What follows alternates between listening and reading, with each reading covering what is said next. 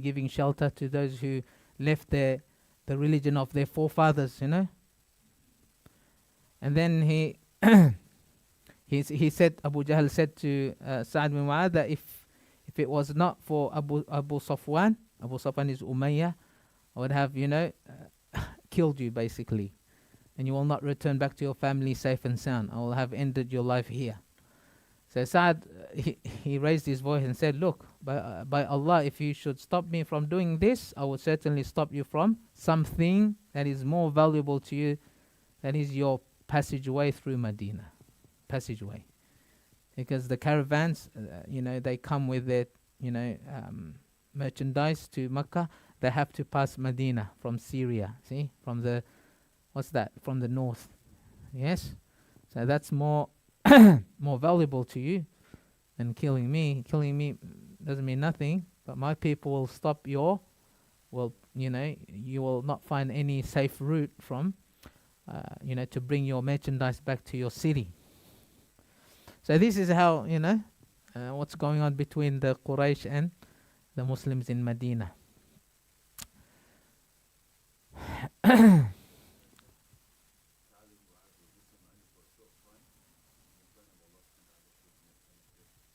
Yes, Sa'ad ibn Mu'adh. Yeah, very great companion. Yeah. He's Sahaba. Yes, so this is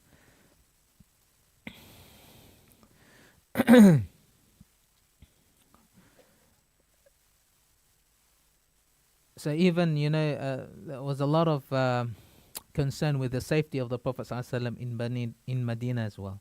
Because, the Quraysh, they tried. You remember, before the Prophet migration to Medina, they tried to assassinate the Prophet, waiting for him outside his home. So when he, leaves his home, they want to, end his life. So also in Medina, so that's why the Prophet ﷺ, even Aisha radiallahu anha said that, the Prophet always, wanted for a pious man to stand outside his bedroom to guard, for the night, for the whole night. So he used to say that, is there a pious person from amongst my companions who would keep watch over me during the night? So this is, and Aisha continued saying that when we were in that state, when we were in that condition, we heard clanging noise of, armor, clanging, because armor is made from, steel, metal. So someone coming with a sword or whatnot. So the Prophet asked, who is it? And then he replied, Sa'ad ibn Abi Waqqas. Sa'ad ibn Abi Waqqas. What brings you here? Huh? Yes. Yes, one of the Ashara Mubashara, Sa'ad ibn Abi Waqqas. What brings you here? He replied, I feared lest any harm should come to Allah's Messenger, so I came to serve as your guard. Security. Allah's Messenger invoked blessings. He made dua for Sa'ad ibn Abi Waqqas, and then the Prophet ﷺ slept. So this state of, vigilance, state of, making it safe for the Prophet ﷺ continued until Allah subhanahu wa ta'ala revealed a verse in the Quran. Allah said, Wallahu ya'asimuka minan nas. Wallahu ya'asimuka. Isma meaning Allah will protect you from people, from mankind. Minan nas, from people. So when Allah revealed this verse, the Prophet ﷺ told everyone to leave. No one should guard me, because Allah subhanahu wa ta'ala is guarding me. So you can go back home and don't worry about my safety. So this is Allah subhanahu wa ta'ala, He promised His beloved messenger that He will be in charge or be responsible for his protection. And also the Prophet ﷺ said, O people, leave me, for indeed Allah the mighty and majestic shall protect me. Ya ayyuhan nas, insarifu anni, faqad asamani Allahu azza wa jal. So leave me, Allah is my protector. So here,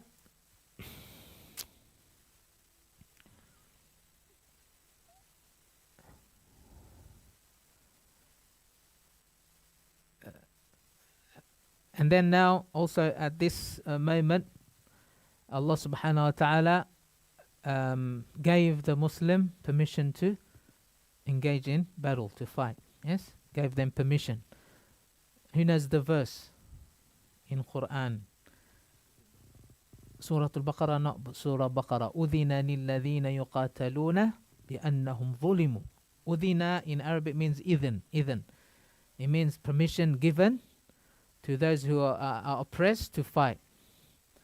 What permission for? For fighting. Before that, this verse was not revealed in Mecca but in Medina. So it means وَإِنَّ اللَّهَ عَلَى نَصْرِهِمْ لَقَدِيرٌ, and indeed Allah subhanahu wa ta'ala has power to help and to support. Surely Allah is able to give support to the believers, or victory to the believers, help the believers. وَإِنَّ اللَّهَ عَلَى نَصْرِهِمْ. نَصَرَ يَنصُرُ meaning helping the believers. So this is the verse, and also the verse Allah subhanahu wa ta'ala revealed, الَّذِينَ إِن مَّكَّنَّاهُمْ فِي الْأَرْضِ. Those rulers who, if we give them power in the land, they order for iqamah of the salah, perform of the salah prayers, of course the 5-time compulsory prayers, and also وَآتُوا الزَّكَاةِ, and to pay the zakah, obligatory charity, and وَأَمَرُوا بِالْمَعْرُوفِ, and they enjoin al-ma'ruf. Al-ma'ruf meaning Tawheed, Islamic monotheism, the good, the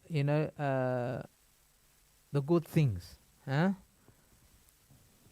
Ma'ruf. وَنَهَوْا عَنِ الْمُنْكَرِ, and they forbid al-munkar, disbelief, polytheism, and things that are forbidden by Allah subhanahu wa ta'ala. So this is the first stages of governing by the Muslims. Here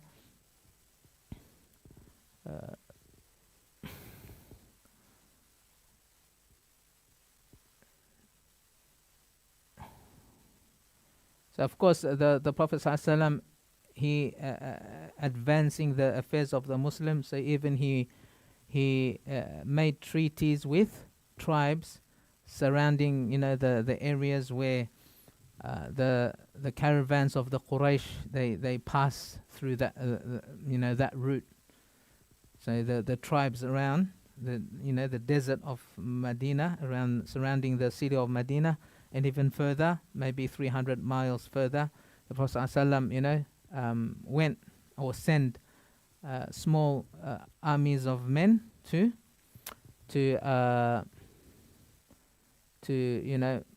make that agreement, to have a common understanding. So, and with that also to make it difficult for the Quraysh to have the caravans passing, and if they dare to do something, even to plan or to act on their evil plans, then the Muslim have something to stop them from doing that. So this is all the purpose of these saraya. Inshallah, there's so many saraya, but again, if we look at the seerah, no one was killed in these saraya or in these incidents or any confrontation. Nothing happened like that.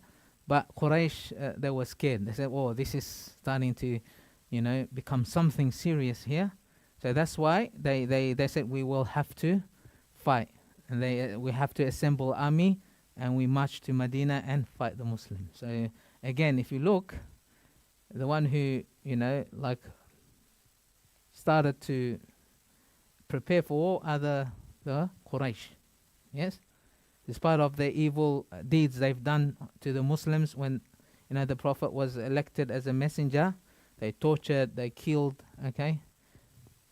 They still keep doing it. They keep advancing, doing the bad thing. And when we see this, nowadays, look, what do we see, huh?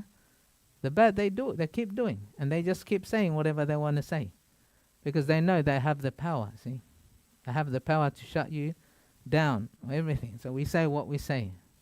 And We control the everything, the media we control and everything. So that's why we need to, inshallah, work slowly, work slowly to advance the affairs of Islam. Make Islam and Muslim great again, inshallah. Yes? Yes. And show the world that what Islam is. You see, Islam is fairness and save, one life of, of a man is like saving the entire life of humanity. Yes? And killing one person, there's no excuse. Oh, we can't. How do we eliminate our enemy? There's no other way. Huh? Do you hear? Is this what they say is familiar? It's a very dense area. How do you, target your enemy? The only way is this. That's why many civilian casualties. So that's war. That's what happens in war. You can't give that excuse. You have to wait for the right time. So Islam, we don't do that. And you can see the history of Islam. Nothing like that we see now. Okay, Bismillah. So this one here, permission to fight. So there,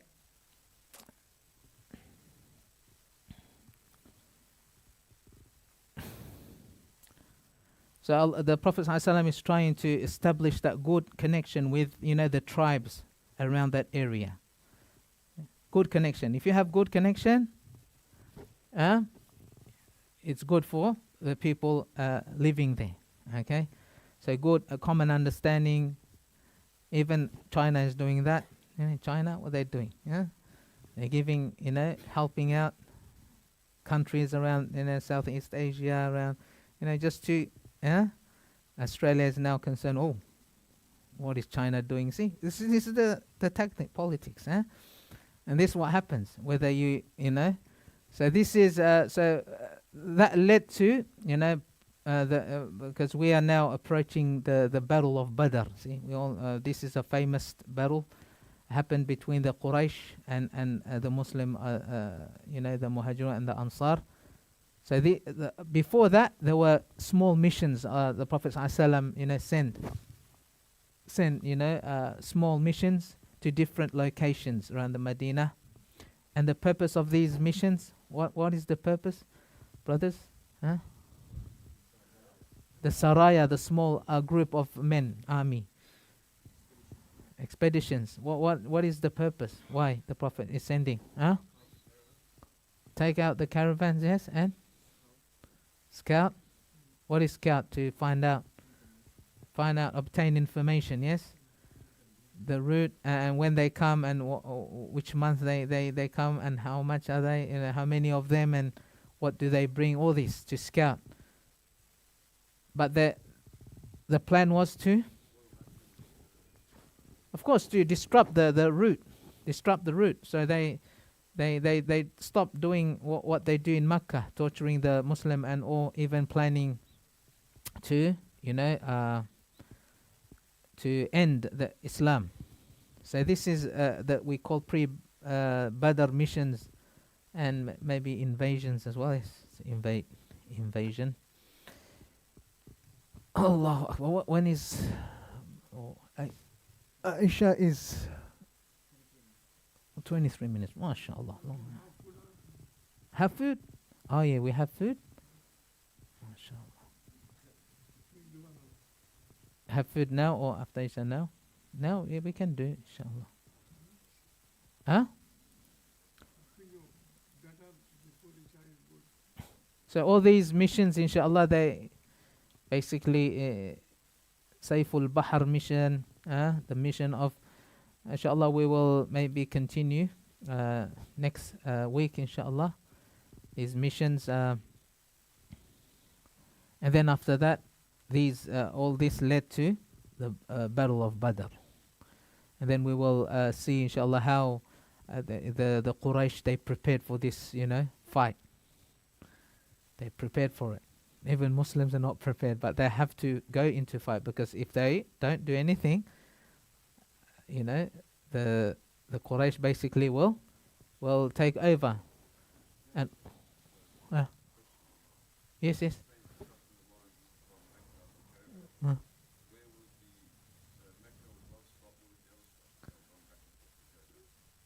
Syria, Damascus, yeah, Syria, north to the north. So they have to go through Medina, yeah, yeah, Makkah, Medina, and north. The trade route they bring, So it's a good place, the Medina.